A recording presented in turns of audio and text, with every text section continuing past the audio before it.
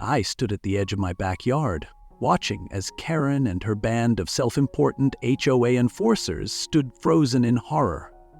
The water in my once pristine pool churned violently, the flickering of thousands of razor-sharp teeth glinting beneath the surface. The HOA members, just moments ago prepared to enjoy their self-declared community pool, now shrieked and stumbled backward, their entitled confidence evaporating in an instant. I let a slow smile spread across my face. How did we get here? How did a quiet suburban man like me end up unleashing absolute chaos on the most power-hungry HOA president the world had ever seen? Well, it all started the day Karen decided my pool was no longer mine. Leave a comment below to let us know where you are watching from, and if you like fascinating stories like this, don't forget to hit that subscribe button because tomorrow we have another incredible story, and there are many surprises waiting for you in the next parts. I moved into this neighborhood thinking I had found my own slice of paradise. The house was perfect, the backyard spacious, and most importantly, I had my dream pool, a deep, sparkling oasis, custom-built to my preferences. It was my retreat from the world, the one place I could escape to after long, stressful workdays. I had no issues with anyone, at least not until Karen decided I wasn't playing by her rules. Karen was the self-proclaimed queen of the HOA, a middle-aged woman with an iron grip on the neighborhood. Every streetlight, every blade of grass, and every mailbox was under her watchful eye, and she relished the power. I had seen her terrorizing other homeowners before, fining them for minor infractions, forcing them to repaint their doors, even dictating how many plants they could have in their front yards, but I had never thought she would come for me. I was wrong. The first sign of trouble came in the form of a letter. A plain white envelope stamped with the HOA's official seal dropped into my mailbox like a harbinger of doom. I tore it open and scanned the words, my brow furrowing deeper with each line. According to the letter, my backyard pool was now being considered a shared neighborhood amenity. I was expected to open it up to the entire community with scheduled swim hours and an HOA-appointed maintenance committee. My jaw tightened as I read the final line. Failure to comply will result in escalating fines and potential legal action. I stormed over to the HOA office the next morning, the letter crumpled in my fist. Karen sat behind a polished desk, an infuriatingly smug expression plastered on her face. She barely looked up when I entered, her fingers tapping lazily on the keyboard. "Ah, Mr. Thompson," she said, her voice dripping with artificial sweetness. "I assume you've read the notice." I slammed the paper onto her desk. "You can't just take my pool," I said, my voice steady but firm. "That's my private property." Karen sighed dramatically, as if I were a child throwing a tantrum. "Oh, John, it's not about taking anything. It's about community. The HOA has decided that your pool is a valuable resource for all homeowners. It wouldn't be fair for you to keep it to yourself." I stared at her, disbelief creeping into my voice. "Wouldn't be fair? I paid for that pool. I maintain it. I pay the water bill. How is it fair that my neighbors get to use it for free?" She tilted her head and smiled in a way that made my blood boil. "Well, that's just how things work in a planned community. You wouldn't want to be the only one refusing to contribute, would you?" Her voice carried the unmistakable weight of a threat. I left the office fuming, but I wasn't about to roll over and let Karen have her way. Over the next week, I reinforced my fence, added security cameras, and even put up a few no trespassing signs. But Karen wasn't done. Oh no, she had barely begun. It started small, neighbors accidentally wandering into my yard, kids suddenly climbing my fence to cool off in the water. Every time I confronted them, I got the same excuse. Karen said it was okay. Then came the fines. Letters began arriving almost daily, each listing absurd violations, failure to cooperate with community regulations, approved fence modifications, obstructing neighborhood harmony. The fines stacked up into the thousands, and when I refused to pay, Karen escalated. One evening, I came home to find a group of strangers lounging by my pool, their towels and floats scattered around like they owned the place. A full-blown pool party was in progress. A neighbor I barely knew was grilling hot dogs. Kids were shrieking as they cannonballed into the deep end. And Karen? She sat in a pool chair, sunglasses on, sipping a margarita like she was on vacation. I clenched my fists and marched toward her. "Get out! Now!" She lowered her sunglasses just enough to look at me. "Oh, relax, John. It's just a little gathering." "This is my property," I snapped. "You're trespassing." She took a slow sip of her drink. "Not according to the HOA. As of last night, the board officially voted to integrate your pool into the community. It's no longer private property." I felt my blood turn to ice. "You can't do that." She gave me that sickeningly sweet smile again. "Oh, but we already did." The rage that bubbled up inside me in that moment was unlike anything I had ever felt. I knew right then and there that this wasn't just about my pool anymore. This was about principle. This was about standing up against unchecked power, against the arrogance of someone who believed they could take whatever they wanted without consequence. And so, standing there, surrounded by entitled neighbors treating my hard-earned property like a public park, I made a decision. Karen wanted to claim my pool. Fine, she could have it. But she wouldn't like what came next. As I walked back into my house, I pulled out my phone and began searching for something that would make this situation unforgettable. I scrolled past prank ideas, security upgrades, even legal threats, but nothing felt quite right. And then I stumbled upon something so outrageous, so insane, that I actually started laughing. Piranhas. I clicked on a video showing schools of them slicing through the water like living razors. Their reputation was legendary, fearsome, terrifying, and suddenly I had a plan. A plan that would make Karen and her HOA cronies regret the day they ever crossed me. I sat in my living room that night, staring at my laptop screen, the glow illuminating my face as I scrolled through websites about piranhas. I had read about them before, but now I was researching with a purpose. Everything about them fascinated me. Their speed, their sharp teeth, their reputation as ferocious predators. Of course, I knew the truth. Piranhas weren't actually the bloodthirsty monsters Hollywood made them out to be. They were opportunistic feeders, not mindless killers. But that didn't matter. What mattered was their terrifying image. That was the key to my plan. The HOA had pushed me too far, and now it was time to push back in a way they would never forget. The more I read, the more my plan took shape. I didn't want to actually hurt anyone. I wasn't a psychopath.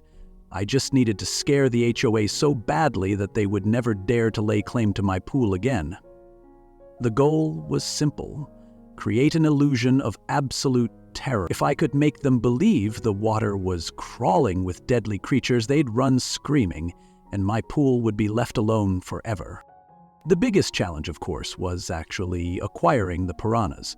They weren't exactly something you could pick up at a pet store. I dug deeper, searching for exotic fish suppliers, black market pet dealers, anyone who might be able to get me what I needed. After several hours of research, I found a lead. A sketchy-looking website specializing in rare and unique aquatic pets. Among their listings was exactly what I was looking for: red-bellied piranhas. They were expensive, but at this point I didn't care. If this worked, it would be worth every penny. The next morning I made the call. The man on the other end of the line spoke with a thick accent, his voice gruff and to the point. "You want how many?" he asked after I told him what I was looking for. I hesitated for a second, then doubled down. 10,000. There was a long pause. Then he let out a short laugh. "You're either insane or you have a very big problem." "Maybe both," I admitted. "Can you get them or not?" Another pause. Then he said, "It'll cost you." "I don't care." He named a price that made my stomach twist, but I agreed without hesitation. "Give me a week," he said. and no refunds. I hung up and exhaled slowly. The wheels were in motion. Now I just had to prepare for their arrival. Over the next few days, I made sure everything was set up perfectly.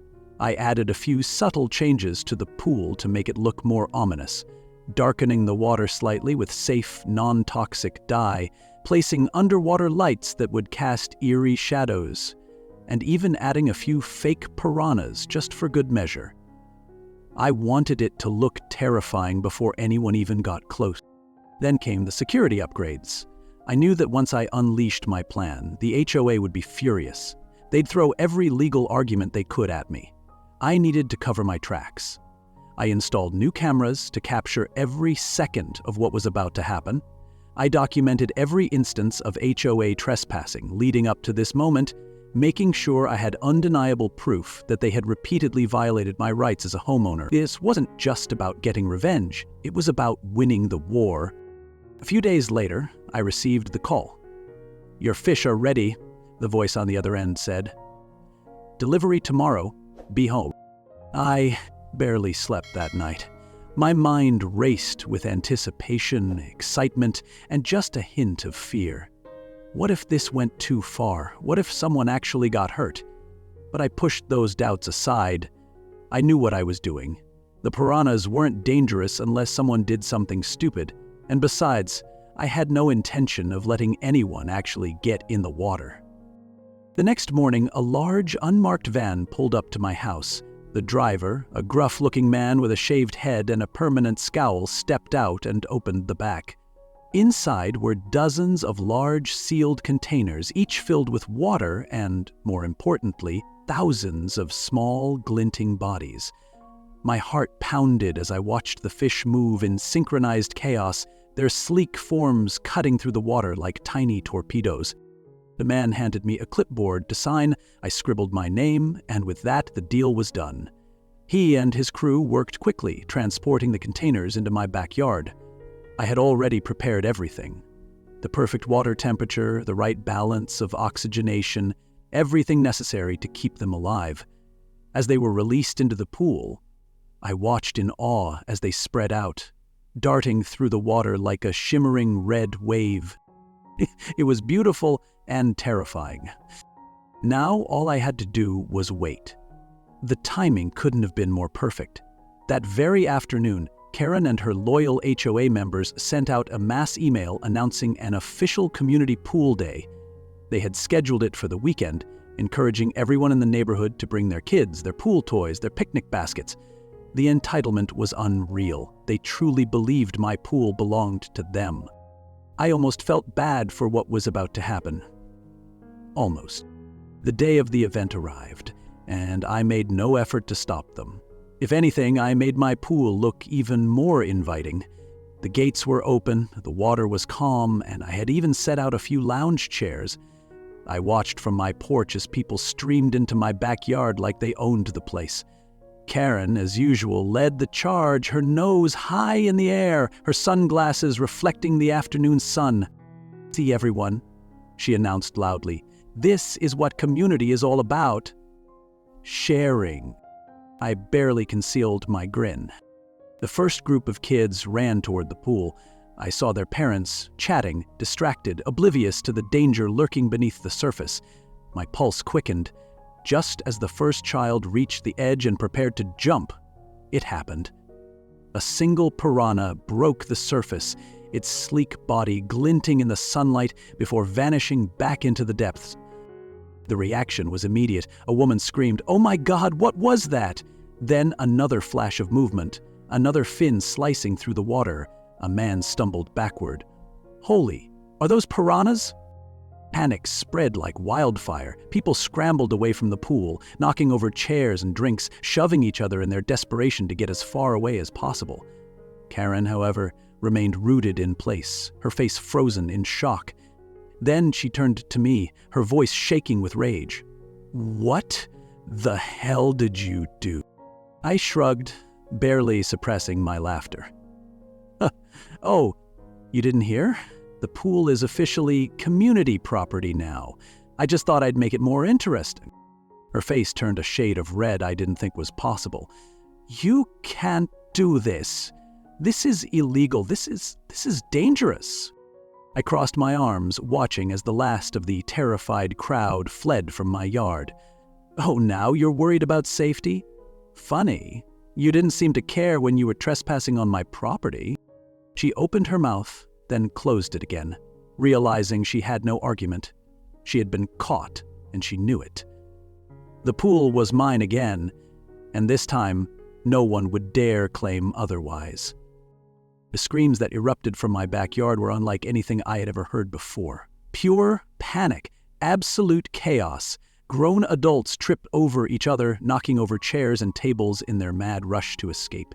Parents grabbed their children, some yanking them so hard that their pool toys were left behind, floating aimlessly in the water.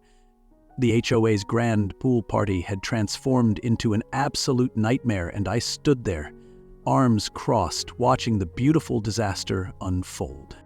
Karen was the last one to react. Unlike the others who had bolted the moment they spotted the sleek bodies gliding just beneath the surface, she stood frozen, her face a mask of disbelief. I could almost see the gears turning in her head as she tried to process what was happening.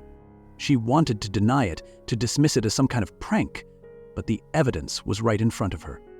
The pool, the one she had so smugly declared as community property, was now a living nightmare. She turned her wide, furious eyes toward me. "What the hell did you do?" Her voice was a sharp contrast to the terrified murmurs around her. I shrugged, barely containing my amusement. Nothing much, just made a few additions. Her lips twisted in fury. "You put piranhas in the pool?" I let the question hang in the air for a moment before replying. "Well, technically, I introduced a highly misunderstood species of South American fish into a completely legal, privately owned body of water, but if you want to call them piranhas, I won't argue." Her fists clenched at her sides, and for a second I thought she might actually lunge at me. Instead, she turned and barked orders at the remaining HOM members, who were still too stunned to move. "Get animal control! Get the police! He can't do this! He can't get away with this!" I let out a small chuckle, shaking my head. "Oh, Karen, I think you'll find that I can." She spun back to me, her face now a deep shade of red. "This is a violation of HOA regulations. This is a safety hazard. You're endangering the community." I raised an eyebrow, tilting my head slightly. "Community? Oh, I see. You mean the same community that broke into my backyard. The same community that's been using my pool without permission. The same community that ignored every single one of my complaints when I told them to stay out."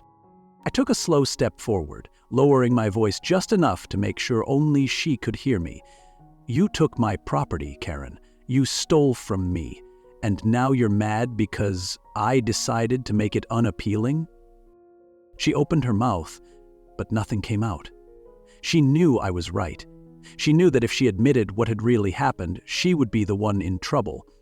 Her only hope now was to spin the situation in her favor. But I wasn't done yet. One of the HOA board members, a nervous-looking man with sweat already pooling at his collar, hesitantly spoke up. You'll have to remove them," he stammered. "The pool is still considered a shared community resource under HOA guidelines." I grinned. "Oh, is it?" I reached into my pocket and pulled out my phone, because I happen to have a few things that say otherwise. With a tap of my screen, I brought up the security footage I had saved. Crystal clear video evidence of Karen and her cronies repeatedly trespassing on my property, footage of strangers climbing over my fence, neighbors throwing unauthorized parties, and, most importantly, the official HOA meeting where they had smugly declared my pool as their own without my consent. The color drained from Karen's face as the footage played. The surrounding crowd, now more curious than afraid, leaned in to watch. Some of them hadn't realized just how far the HOA had gone. The murmurs began, the disapproving whispers, the shifting of alliances. I turned my gaze back to Karen, watching as she desperately searched for a way out. "You see, Karen, I didn't just dump a bunch of fish into a pool for fun. I did it because you forced my hand. You tried to take something that wasn't yours, and when I fought back, you doubled down, you bullied, you trespassed, you manipulated, and now you've lost. I turned to the growing crowd. And if anyone here wants to take me to court over this, I'd be happy to have a judge look at these videos.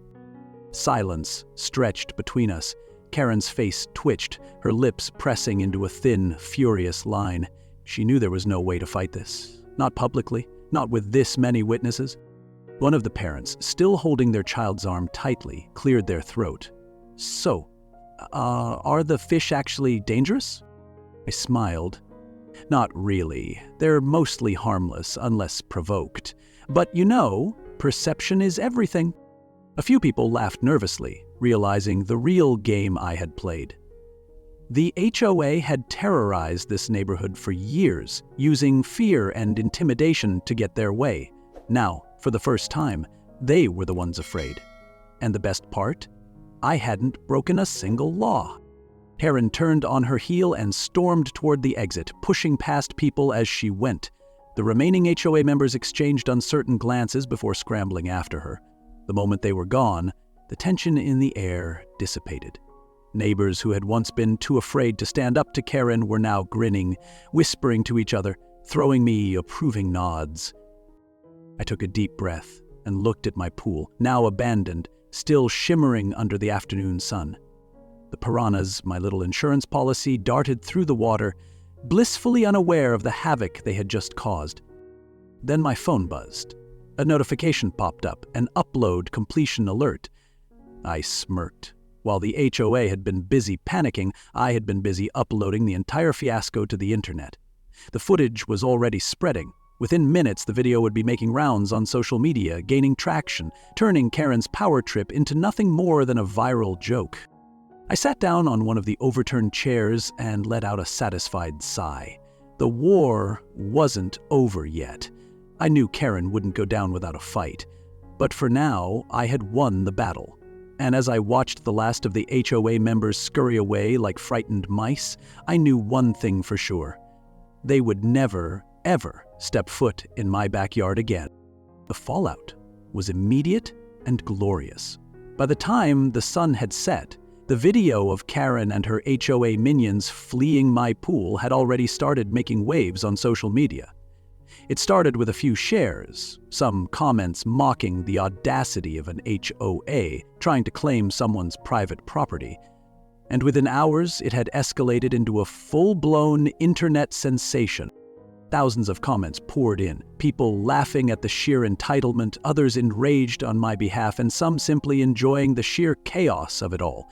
Memes started popping up, some showing Karen's horrified face as she realized the pool was filled with piranhas, others captioned with phrases like, "When you try to steal a man's pool but forget he has a villain arc."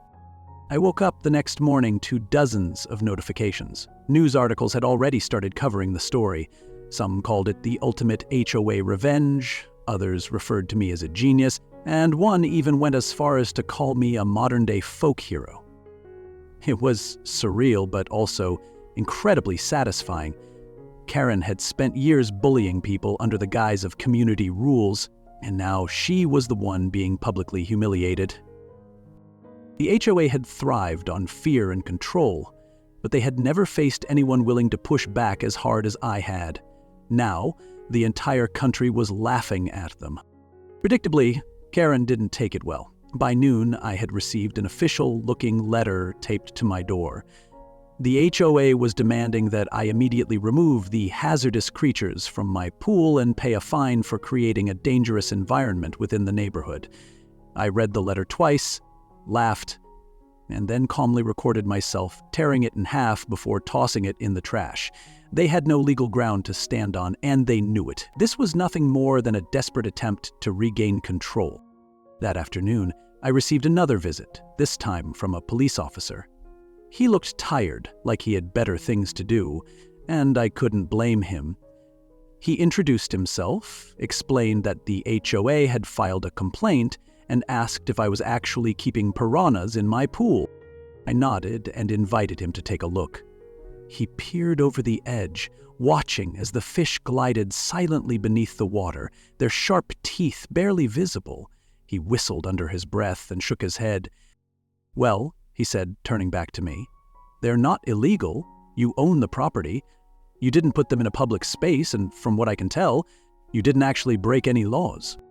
I grinned. "Exactly." He sighed, rubbing the back of his neck. "Look, between you and me, I think it's hilarious, but I have to file a report, so I'm going to have to ask, are the fish actually dangerous?" I shook my head. "Not really. They're mostly harmless unless someone's dumb enough to mess with them." He smirked. "That's what I thought." He paused. "All right, well, consider this a courtesy visit. I'll file the report, but unless the HOA wants to take this to court, and trust me, they don't, there's nothing they can do." I thanked him, and as he walked away, I saw Karen standing at the end of my driveway, arms crossed, glaring daggers at me.